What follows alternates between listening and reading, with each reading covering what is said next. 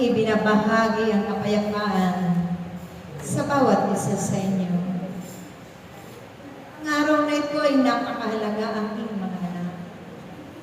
Kaya ay patuloy kayong inaanyayahan ng Diyos sa mga ganito mga pagtitipon dahil ito ay kanyang piling. Hingin na itinalaga niya sa sanglibutan. Sa pamamagitan ng aming mga kapahayagan, kayo po puspusin ng Diyos ang kanyang kapangyarihan. Kaya't hangarin ninyo ito ang aking mga anak, lalong-lalo na sa mga panahon ito. Ibig sa inyong lahat ang mga nagaganap at kaganapan. Kaya napakahalaga ng kanyang kapangyarihan ay pinagkakatiwala sa lahat ng kanyang balita. Sa mundong ibabaw nito ay maraming tukso ng mga pagkakasal.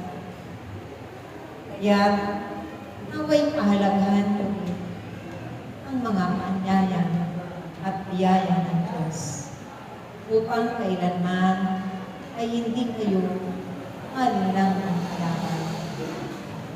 Itungan nyo lamang ang inyong mga puso at kalooban sa paglilingkod sa Diyos. Huwag ninyong pakikinggan ang mga salita ng tao. Ito ang makapagbubulig sa inyo sa kasamaan at sa kapamahan.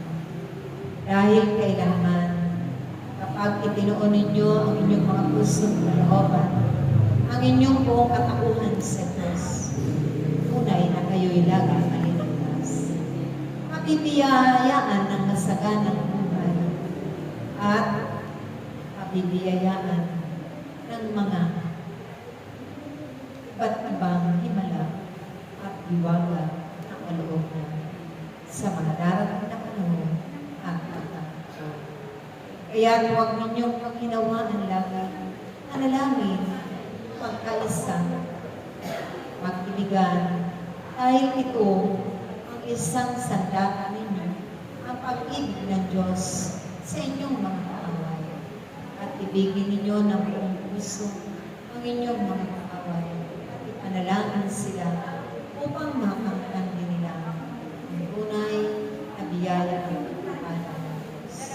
Dito pa lamang sa lupa, tagin nyo ng makakamtan ang kanyang kaligtasan at ang ipinaghahandaan ninyo ay ang buhay doon sa kabilang buhay patungo sa buhay na walang hanggan. Naway, ang uunawaan na ninyo kung ano ang mga pangarap at ibig ng Diyos ang kanyang pagkakas. Dahil ayaw niya na niisa man sa kanyang pagkakas ay mapahal. Maliban na lamang kayo ang maghanap ng inyong pangarap. Sa ngalan ng mga anak, Espiritu Santo.